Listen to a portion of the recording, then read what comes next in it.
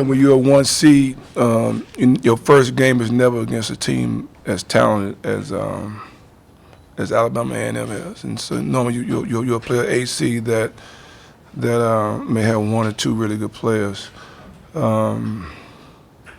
Very difficult game for us. Be our first game. They had a game last night. I thought Coach Hayes did a great job with his team. His strategy was really good. They took away all our middle cuts. They did a really good job on the offensive board. They had like 18 offensive rebounds. I thought we played a little, I say nervous, Malcolm say anxious.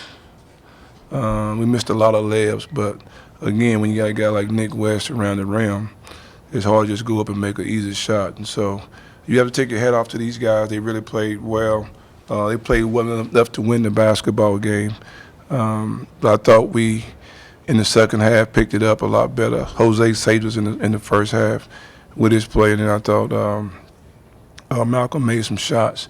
And then again, I thought Chris, Chris is, I wish we could have had a co-player of the year because Chris is really playing some great basketball for us this year without him. He's learned how to play an all-around game. Tonight he had 17 points, 7 rebounds, and 5 assists. So we have a really good basketball team, but that was a really good basketball team that we played tonight. Questions? I have a question. Demetrius Gatewood, 3C Communication, Dr. Cavill, inside the huddle. I have a question for Chris Thomas. Chris Thomas, you did a pretty good job in the second half. What brought you into that intensity that you had to bring your team, wrap your team together? It seemed like you had a little bit more, I guess you was aggressive a little bit more in the second half, and it seemed like you was riding up the team a little bit along with your teammates. So what took that inside of you, along with the coach was, gave you a halftime speech? Yeah, I just feel like I've been here before. I'm the senior, one of the seniors on the team, So I don't want my team to get riled up on them scoring points or the crowd, because we played in the games and I know how the game can make a change, So I was just talking to my team and telling them that we could win games, we got to make it hard for them tonight. And they bought in and they got with me, and that's what we did. Shaq Sullivan, 3C Communications. Malcolm Riley, you had 36 against Alcorn y'all last game, and now you shot 50% from the 3-point line. How does it feel to be on this hot streak right now? Had Jacoby Jones standing up, getting in your face when you make that 3 when you was falling down. How does that feel? It feels really good right now. I kind of struggled at the beginning in conference play, but as of right now, I kind of changed my mindset of how I'm going into things. The last couple of games, I think I really picked it up. And I'm just like I'm at a good place right now, mentally as far as that. Van Pettaway, my question is for Malcolm also. Malcolm, this looks like a repeat of what happened in the SWAC tournament last year. It seems as if do you do something extra for tournaments? It's more of I just changed my mindset. I was struggling, like I said, I just mentioned I was struggling earlier, and I was really down and trying to figure out what was going wrong, but I just changed my mindset, and right now I'm just riding it out. I'm doing everything right, I really just pay attention to my coaches and I'm listening. So every day is getting better. Well, Jordan Godwin of the Houston Chronicle, you guys were down as many as 9 there in the first half. Did the thought ever cross your mind that you might have a first round exit, a huge upset? No, that's not gonna cross our mind, because being down 9-15, you still got a whole game to play, and we know that we could play the whole game. We've been down before. We play with the toppest teams, So being down to us ain't nothing. It's just the finish part, and we know how to finish. And like you said, we don't really get down. We don't look at that too much. We gonna play it to the end, All right, question, Coach Davis. You have Derek Griffin on your team, gets all the accolades and got 3 awards this year for his regular season play. But you have these 2 guys sitting next to you right now. How does it feel to have Malcolm Riley and Chris Thomas on the team to help carry TSU as far as they can go? Well, I think we have 5 seniors on our team. We're a veteran team.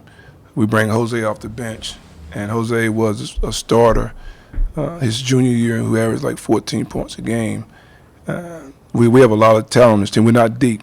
Probably go about 6 or 7 guys, maybe 8 sometime. Derek Griffin is a really, really good basketball player, and a lot of things that he does comes off our guys. We don't run any plays for him.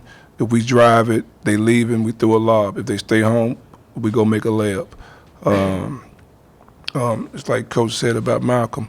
Malcolm played great last year in the tournament. He played great for us in non-conference.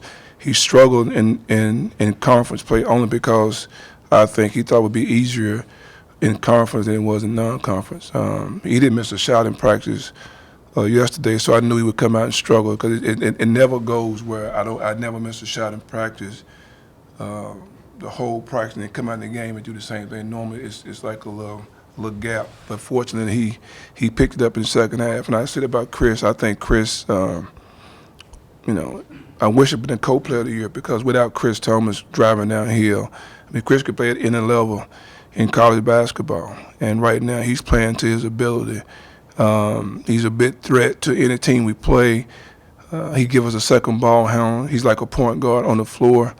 He makes some passes sometimes that I don't agree with, but you have to give him a little loose ring, but you still have to stay on top of him. But he can play with anyone in the country, and when he's playing really well, I mean, it's really hard to beat us. But this is the Alabama A&M team. When we played them there, they had us beat. When we played at our place, we beat them by 20, but they led it at halftime by 2. And I thought the long drive from Alabama to Houston got to them in the second half at our place. Tonight they came out and again, this is not that team is when they're playing together, when they're playing hard, when they're doing what coach tells them to do, that team is a 1, 2, 3 seed. And so for us to have to play them the first night, it was really, really tough, and we were fortunate enough to win this game. One more question. Coach, I have a question. I spoke to one of your players, but what strategy that you use? Because y'all was like tip and tap with Alabama A&M until the halftime, and it's like, how do you get your team together? What strategy that you use, or what did you say to them to get them together for the second half? I can't tell you what I said to them. They may put me in jail.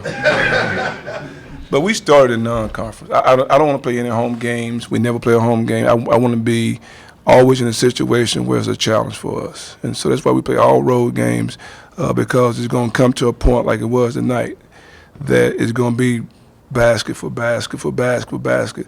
And if you play your non-conference schedule and you're never in a conference zone, like we're never in a conference zone in non-conference, it pays off for you once you get to conference, because our conference, you have to win the tournament to get in.